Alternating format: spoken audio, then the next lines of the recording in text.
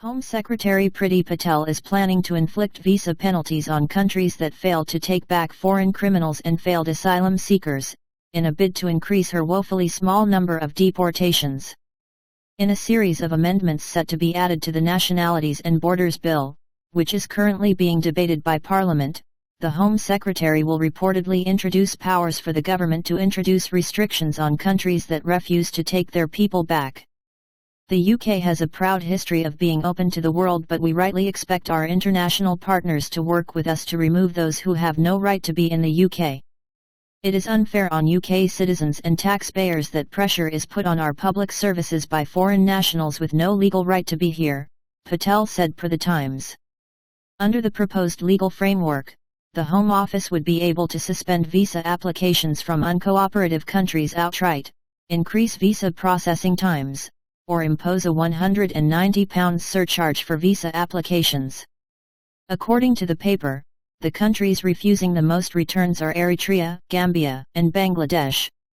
Returns to India and Pakistan have also been difficult, but the government struck a migration deal with India earlier this year which takes away Britain's power to impose visa penalties on the former British colony.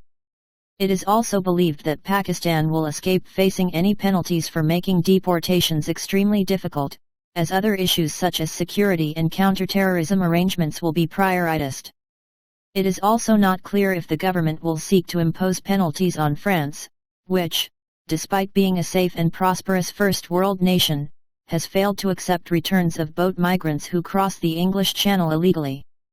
So far this year, over 18,000 such migrants have been recorded landing on British shores.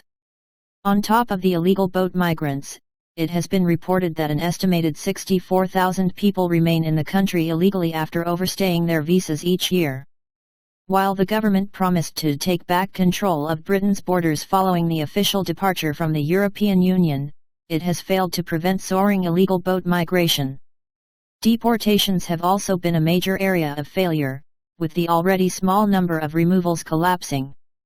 On top of this, nearly 2,600 foreign criminals were released from prison rather than being deported last year, with an average of 7 foreign criminals being set free per day.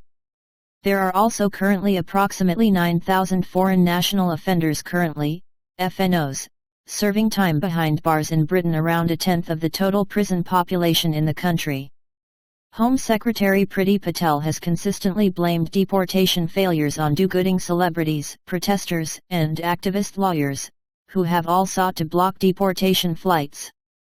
The government has also blamed the pandemic, however the low deportation numbers were beginning to decline prior to the outbreak of the Chinese virus pandemic.